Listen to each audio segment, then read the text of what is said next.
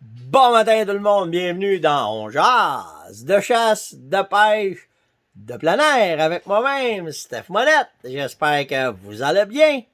Moi, ça file pas le matin. C'est pas mon épaule. Ceux hier qui ont suivi le live, j'ai pris une débarque hier, puis je me suis disloqué une épaule. Fait que je suis allé faire réparer ça. Puis c'est pas si peu, là.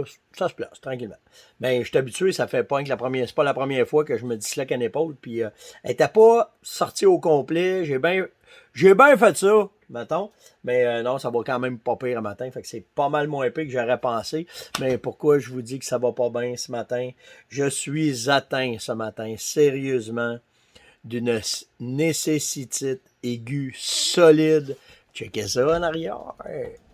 Ouais! Je vous ai toutes monté les fusils, les carabines que Beretta m'a envoyé. C'est Luc avec Manon qui sont les représentants au Québec de Beretta. Stika, Sako, tout le kit. Et ils m'ont dit, tu veux-tu voir de quoi que tu n'auras pas vu souvent? J'ai toutes les couleurs de A400 matin. Toutes les fusils de chasse A400, j'ai toutes les camos, j'ai tout ça. Fait que j'ai tout monté ça. Je toucherai pas au jase à matin, parce que j'ai un paquet d'affaires à vous parler. Mais par exemple, vers 9h, je vais rentrer en live directement avec vous autres. Puis là, on va pouvoir, je vais être avec vous autres jusqu'à 11h. Après ça, je vais descendre en ville, puis je vais aller voir Luc de chez la boutique L'Ami Sport, et on va être en direct de sa boutique. Fait qu'on va parler avec vous autres, on va s'amuser. Hey, mon espèce de tannant. Ça a l'air de rien matin, on a l'air des enfants parce qu'on a tout reçu. Fait que là, on est tout après jouer. Yann, viens montrer ça matin. Yann, ah ouais donc! Ah ouais donc! Viens ici. Laisse-le ouvert demain, c'est hot. Je suis en train de le setter. Il est après setteler la nouvelle... le Oracle. Le Oracle qui va sur nos arcs. Qui va sur nos arcs, là, c'est une mire qui donne la distance automatique quand il va avoir un chevreuil ou un orignal en avant ou un ours en avant de ça. Fait qu'on est après. On a l'air des enfants d'un jeu. Mon père, il disait, tu sais quoi la différence entre un homme et un enfant? C'est le prix des bébelles. Fait que c'est direct là-dedans qu'on est. Fait que j'ai plein de stocks, plein de stocks. Checkez bien ça, OK, de ce qu'on va parler ce matin dans le live. On va parler, bien entendu, des nouveaux A400 avec les couleurs. On va parler de la Lupo Benelli. Je l'ai, titre flambant neuf dans la boîte, mais on vous la développer devant vous autres. J'ai le vin des vins, un beau petit vin pour les femmes que je vais vous présenter. C'est dans la liste des nécessités aiguës pour nous autres. J'ai la Rough Tech de Tika, j'ai la Tika T3X Compact que je vais vous parler. Des nouveaux scopes Steiner, Buris. Je vais vous parler de ça. Des jumelles, mais une jumelle en particulier que je vais vous parler, c'est la Autofocus de Steiner. Fait que ça va être cool. J'ai les accessoires Sitka que je vais parler avec vous autres. Ça lâchera pas. Ça lâchera pas. Puis en plus, ben, je vais répondre, vu que ça va être en live. Je sais que c'est un vendredi, là, peut-être que j'aurai pas. En tout cas, ceux qui vont être là avec moi, ben, si vous allez avoir des questions, Yann va m'assister. Puis on va être capable de répondre à vos questions, de répondre si vous avez de quoi, que vous voulez voir, des équipements, peu importe. Je vais être avec vous autres pour jaser de ça. Merci vraiment pour les étoiles. Je le dirai jamais assez. Je vais faire un countdown là, depuis les 3. Ça fait 2 jours, je n'ai pas remercié tout le monde, là, mais je ne l'ai pas mis un matin. Mais je vais vous remercier personnellement. C'est vraiment apprécié. Puis il y en a qui m'ont dit ouais, peut-être que tu n'auras pas tout cet argent-là. Je m'en fous de l'argent, c'est pas ça qui est important, c'est que vous appréciez et que vous faites cette façon de faire, que vous appréciez le show, que vous soutenez le show. Ben vraiment, merci beaucoup. Fait que demain, là, je vais en passer un bout là, de la gang là, pour vous remercier ceux qui ont fait ça. C'est vraiment, vraiment apprécié. Dans les nouvelles du jour, le chum Réal Langlois, ben grâce aux médias sociaux, grâce à tout le monde, Réal, ceux qui n'étaient pas au courant, il s'était fait voler un de ses racks d'orignal qu'il avait récolté au Yukon. Je ne me souviens pas lequel, là, Yukon 8, 9, 3, 1, je ne sais pas. Là. Mais un des orignaux que Réal avait récolté. Puis, naturellement, un trophée, ça reste un trophée. Puis, tu as l'histoire, puis tu as tout ce qui vient avec. Tu sais, quand tu as un trophée, souvent, tu es content de l'envergure du panache. Et le panache n'est pas pareil pour tout le monde. Mais c'est surtout l'histoire qui est en arrière. Puis c'était ce que Réal disait quand il s'est aperçu qu'il s'était fait voler ça. La personne lui a rapporté. Ça s'est fait dans les règles de l'art. On ne veut pas savoir c'est qui, on ne veut pas savoir pourquoi, on ne veut pas savoir comment. La seule affaire qu'on veut, c'est que le panache est revenu. Puis c'est vraiment ce qui était le plus important. Fait que bravo à la communauté. On en avait parlé aussi. Fait que vraiment bravo à la communauté de s'être mis tout le monde la main à la pâte puis d'avoir retrouvé ce trophée-là. Un renard arctique qui a descendu à Matagami. Malade, hein? Cette petite bébite-là, qui est normalement vue au Nunavut. Les gars disaient qu'ils envoyaient descendre à peu près jusqu'au 55e parallèle. OK? Mais selon les biologistes. Mais là, qu'il soit rendu à Matagami, ils se demandent pourquoi il est rendu là. Pas besoin de développer la fanfare de biologiste, d'y mettre un GPS après les oreilles, après les pattes, après le cou, pour savoir qu'est-ce qui va arriver. Ça arrive, ça. Ça arrive que tu vas avoir une espèce qui part sur une frippe, débalancement hormonal, débalancement dépressif, c'est n'importe quoi, là, puis qui va arriver dans un habitat qui n'avait pas rapport. C'est-tu en suivant de la nourriture, parce que c'est ce qui arrive souvent. Mettons qu'il y avait des lemmings, où est-ce qu'il était? Tu sais, mettons qu'il était au 55e, puis qu'il était après manger des lemmings, des souris, ou peu importe, puis que là, whoop, il s'est mis à prendre une petite trotte, whoop, il est tombé d'un perdrix blanche, whoop, il est retombé dans une autre bâche de lemmings, puis lui, il fait frais, fait beau, il n'y a pas de problème, il est descendu, puis à un moment donné, c'est ça. C'est ça qu'il y a des bâtiments de même, que c'est ça. Puis là, ils l'ont pris en photo, fait que un petit renard arctique qui a été photographié et vu dans la région de Matagami. Ceux qui ne savent pas c'est où Matagami, là, c'est là que le chemin finit. C'est là que le chemin finit. Quand tu passes Val d'Or, tu pars Amos, le dernier chemin au bout. Au bout de ce chemin-là, c'est à 117, ça fait un rond-point, puis tu reviens. Puis il y a une petite fourche à droite là, que tu pognes, là, puis tu montes, puis tu fais un petit croche, puis là, tu arrives. Puis c'est bienvenue dans le territoire de la baie James. Fait que vraiment, c'est ça. Puis, ça arrive, mais il y a des fois que c'est d'autres espèces qu'on se dit, je me souviens, c'est pas une couple d'années, il y avait un monsieur qui avait attrapé un carcajou dans la région de la Mauricie, dans un collet à loup. Puis, tout le monde capotait. On le savait qu'il y en avait du carcajou. Wow. Carcajou, là, sa limite est en haut du 55e parallèle. Sa bouffe est en haut du 55e parallèle, puis il n'est pas très commun, OK? Puis, ce que vous allez plus voir ici au Québec, c'est du pécan. Je n'ai pas un le dernièrement. Hey, Yann! Va donc chercher le pec, que je monte ça. Le pécan, qui est le cousin du carcajou, et le cousin de la martre, et le cousin du vison, et le cousin de la belette, et le cousin de la loutre. OK, c'est toutes des mustélidés, ça fait toute partie de la même gang. Ben, c'est plus ceux-là qu'on voit le plus. Mais, il y en a qui sont impressionnants. Comme c'est le deuxième que je pogne dans ma carrière de trapage qui est gros comme ça. OK? Mais c'est pas... les trappeurs disent pouce pour pouce, si le pécan serait de la grosseur ce serait la grosseur d'un ours, qu'on n'irait plus dans le bois. C'est lui. C'est lui le tannant. Regardez comment est-ce que c'est beau comme bébé. Regardez ses pattes. C'est un mangeur de porc-épic. Puis lui, je vous le dis, c'est un gros mâle. Là. Okay, gardez-en la tête. Les femelles, ils ont la tête beaucoup plus fine, beaucoup plus petite. Mais lui, c'en est un vrai. Là, c'est un vrai warrior, ça. Puis d'habitude, souvent, quand on les touche, on va sentir les épines de porc-épic ici dans ses bras. OK, ça se passe. Checkez ses pattes. Lui, là, il part en courant, il fait un bump. Tiens, gars, je te le redonne. Il fait un bump dans un porc-épic, il verse en envers, il pogne, il l'égorge, puis il mange. C'est de même que c'est son repas préféré, le porc-épic. Malgré que il est opportuniste sur le lièvre, le castor, en fin de compte, tout ce qu'il mange. Fait que tout ça pour vous dire que c'est ça que vous allez le plus voir au Québec, OK? Le pécan, qui est assez commun dans la majorité des régions du Québec, tout dépendant des habitats. Il aime beaucoup les forêts d'érable, les transitions de sapinage, mais il est assez commun. Nous autres, des Laurentides, ici, quand on en attrape, ils arrivent par vagues. Ils sont comme en migration. Ils vont suivre la nourriture ou ils cherchent de la nourriture. Puis on peut être, mettons, pendant un mois de temps, on n'en pogne pas un. Puis à un moment donné, v'là, t'en pognes trois dans tes pièges. C'est comme ça qu'il est ici dans les Laurentides. Puis il y en a un peu partout, là, OK? Ça s'attrape. Puis quand que le pécan est pas là, c'est la marque qui est là.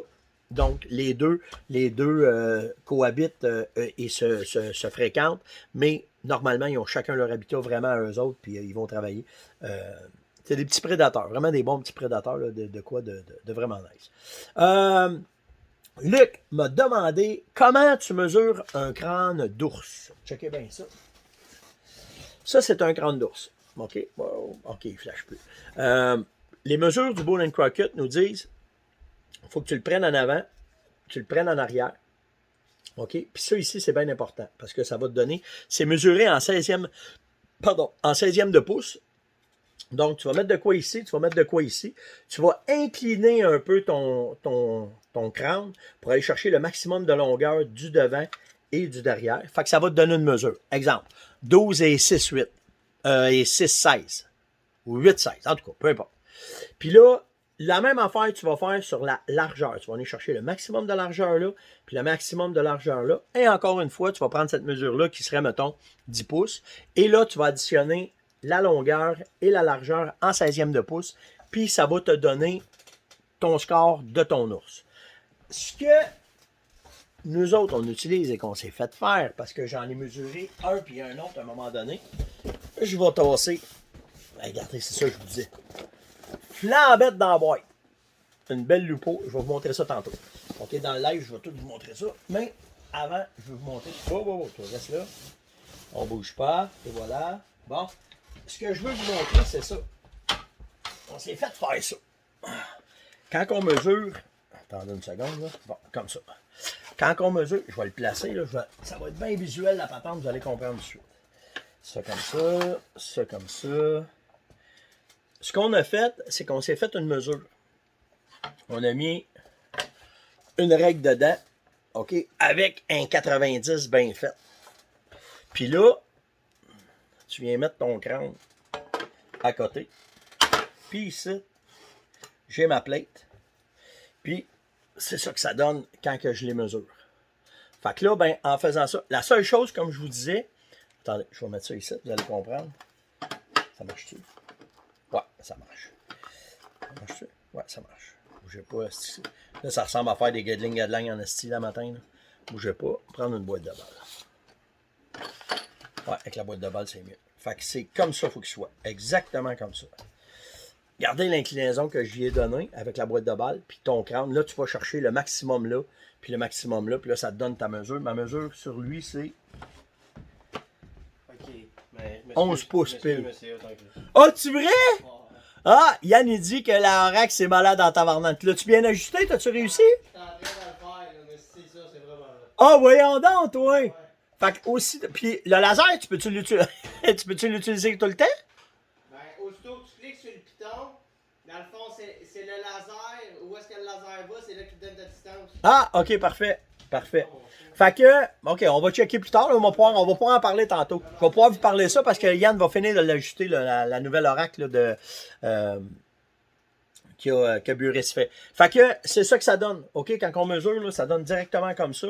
Fait que là, ben, tu fais juste additionner, comme je vous disais, lui, il a 11 pouces de long. On va le faire direct avec les autres. 11 pouces. Puis, il y a. Ça, c'est un autre que j'ai tiré à l'arc. Il y a 7 pouces et 1, 2, 3, 4 et 8, 16. Ça fait 19 pouces. 19 et 8, 16. Donc, c'est un Pompagnon. J'ai tué ça à l'arc. Fait que lui, il se classerait pour le Pompagnon parce que me semble la mesure minimum, je me souviens pas, je pense que c'est 17 ou 18 à l'arc. En tout cas, peu importe. Mais c'est comme ça qu'on mesure ça, les ours. Je m'excuse de ne pas être dans l'écran. C'est comme ça qu'on mesure les ours quand on veut savoir la grosseur. Puis, c'est une façon, tu sais, l'ours, à part le poil, puis à part le baculum, vous vous souvenez c'est quoi le baculum? Ben, à part le baculum, ben, c'est son pénis. l'os de son pénis. On en a parlé avec Sylvain Lessard l'autre jour. Il reste pas grand-chose. Donc, quand tu réussis à sortir le crâne, si tu swings pas le pruneau dans le front, tu vas être capable, pourquoi je vous dis ça? Parce que Yann, les 3 ou 4 premiers ours qu'il a tués, il les a tirés à la base du crâne, puis il a pété le crâne, fait qu'il perdait ses mesures. Puis un autre gros, il l'avait plugué dans le front parce qu'il avait pas le temps, l'ours, la façon qu'il était placé. Fait que... Mais si vous ne faites pas ça, je trouve que ça vous fait un beau trophée, puis de comprendre la grandeur, puis de comprendre comment est-ce que c'est, ça fait ça. Puis c'est une éducation, parce que nous autres, au Québec, on n'est pas habitués à ça. Nous autres, on calcule tout le temps le poids. Naturellement, c'est relié à la consommation de la viande. Mais pour l'ours, quand vous réussissez à faire ça, de ramasser un crâne, puis de le mesurer, puis ça vous donne une idée aussi. Tu sais, si tu as tué un ours de 80 livres, la grosseur du crâne, ça donne, mettons, 20-15 pouces. Après ça, tu vas en augmentant, puis t'en tues un de 250 livres, il va peser, mettons, tu vas avoir, mettons, un 15 pouces de crâne. Mais à un moment donné, tu vas en tuer un de 20 ans, puis là, il va avoir 14 pouces de crâne, parce que c'est pas dû à la grosseur, c'est dû à la génétique, souvent le crâne qui va faire la différence, mais c'est sûr que c'est interrelié. Plus qu'il est gros, plus le crâne va être gros, parce que l'ossature vient tout avec ça. Donc, c'est la façon, Luc, que nous mesurons un crâne d'ours. Ah, Daniel m'a demandé, un GPS pour débutants, qu'est-ce que tu me conseilles? Regarde bien ça, m'a t'expliquer de quoi. Garmin, c'est eux autres qui ont le monopole pas mal de toute la vente de GPS, OK? C'est pas qu'est-ce que je te conseille, c'est ton budget. Pourquoi je te dis ça? Parce que simplement, c'est pas mal toutes les mêmes interfaces. Puis c'est pour ça, sans le savoir, moi, depuis le temps, j'ai commencé avec un Garmin, puis j'ai tout le temps resté avec Garmin, mais à toutes les fois que j'ai changé de sorte de Garmin, c'était tout le temps pareil. C'est tout le temps les mêmes genres d'interfaces, la même place que tu vas chercher les informations, la même place que tu les ajustes. Fait que, c'est pas autant ouais, il est bien sale. C'est pas autant le débutant que le budget que tu vas vouloir investir dans ton GPS. Donc, que ce soit un Oregon, que ce soit un Montana, que ce soit comme celui-là, là, un 700i, OK? C'est le prix qui va te décider. Fait que va regarder plus, la grosseur de l'écran va faire la différence. Fait que tu sais, quand tu vas les choisir, va plus les tenir à regarder qu'est-ce qu'il y en a. Pourquoi que moi j'aime celui-là, il n'est pas donné, je te le dis, là, c'est pas un GPS donné, c'est à cause du système InReach dedans. C'est qu'à partir de ce GPS-là, je suis capable de communiquer avec ma gang, peu importe où je suis dans le monde. Et s'il m'arrive une bad luck, je fais juste ouvrir ce petit piton-là, je pèse ici, puis ça envoie une communication à InReach, et InReach va m'envoyer des secours où est-ce que je suis. C'est pour ça que c'est là. Donc, je vais vraiment plus te dire, va chercher un GPS. Par contre, essaye de ne pas aller dans le trop bas de gamme, parce que là, tu ne seras pas capable de mettre tes cartes dedans. OK? Il y a ça, il faut que tu prennes en considération. Fait que quand tu vas aller magasiner tes GPS, va plus demander dans les GPS que tu as, dans les gangs que tu as, lequel tu me conseilles pour la... Wow, 5 crèmes un matin, Steph, t'es parti en esti. Je vais vous montrer de quoi d'autre, parce que je voulais vous montrer les sortes. Quand tu... ouais, je vais brosser ça matin. Tu vois-tu, ils sont tous là. OK, tous ceux là, qui sont disponibles, tu les as pas mal ici sur... le cours à Sylvain, c'est, tu as le Oregon 700, 750, le 600, le 650. Les Montana, tu as 600, 650. Montana 610, 680. Tu as le 276 CX, tu as les Astro. Les E-Trex, c'est les petits. Mais dans les E-Trex, il y en a que tu peux mettre des cartes. Fait que ça, t'es correct. Puis tu as les Rhino, tu as les 64. Écoute, t'en as pour t'écœurer. Regarde, ils sont tous là. Tu vas tous les voir ici. Là. Regarde, ils sont tous ici. Fait que tu sais, t'en as pour tous les goûts, tous les formats, mais surtout pour tous les budgets. C'est ça qui est important, qu'il faut que tu prennes en considération quand tu vas l'acheter. Puis ensuite, si tu veux vraiment faire une bonne job avec ton GPS, vu que tu es un débutant, organise-toi avant de l'acheter. Écoute, appelle ce gars-là. OK, va sur Orientation Azimut, puis avec la pandémie, il va dire qu'est-ce qu'il y a de disponible. Sylvain, il en vend des GPS sur son site. Fait que, tu vas être capable, mais tu sais, parle avec Sylvain ou Hélène, c'est des spécialistes en GPS, puis eux autres vont pouvoir te dire, là, il y a ça disponible dans le budget que tu veux, puis il y a le cours. OK? Tu peux pas avoir un GPS si tu n'as pas suivi ça. OK? Tu as beau penser que tu connais ça ou ci ou ça. Tu sais, moi, je pensais que je connaissais ça, mais il y a des fois... un détail qui m'a marqué, que je savais pas que ça existait, je sais pas, je vais avoir le temps, en vous jasant, d'ouvrir mon GPS, là.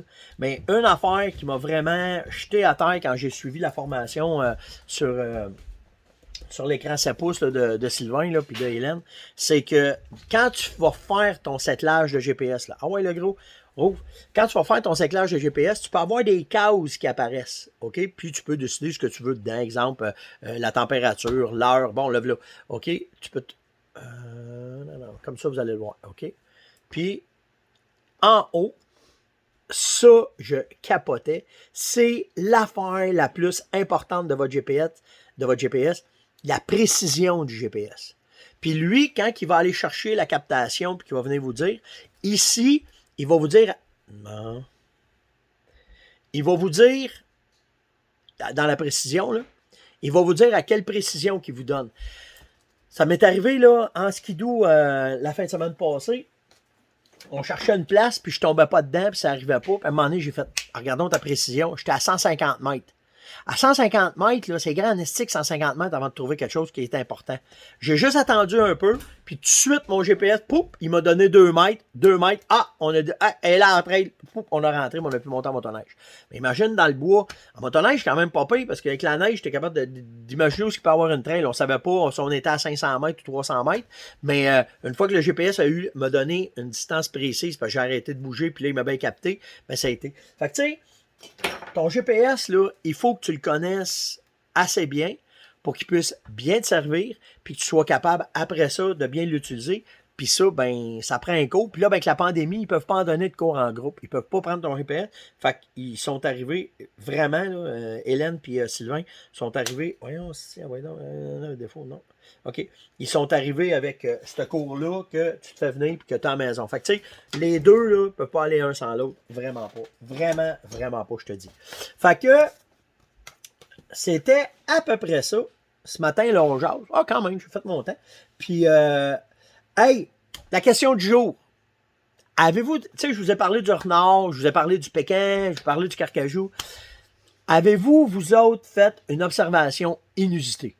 T'as vu de quoi, là, pis t'as fait, ah ben, tabac, un singe, un cougar, c'est n'importe quoi. C'est, si vous avez vu de quoi, venez me le dire, venez parler avec moi, venez me dire, venez commenter ça dans les commentaires en dessous du vidéo. Donc, passez une excellente journée. Moi, je m'en vais prendre ma douche, on se prépare, puis vers 9h, 9h15, on revient en live directement avec vous autres, puis là, on va tout vous parler des patentes, des babelles, des nouveautés qu'on a eues, les nouveautés Sitka, un paquet d'affaires, là, vraiment pour triper. Surtout, au-delà des nouveautés, on va avoir les coups de cœur qu'on va vous parler aussi, puis on va passer l'avant-midi avec vous autres à répondre à vos questions, puis cet après-midi, on va être chez l'Ami Sport pour jaser avec vous autres aussi.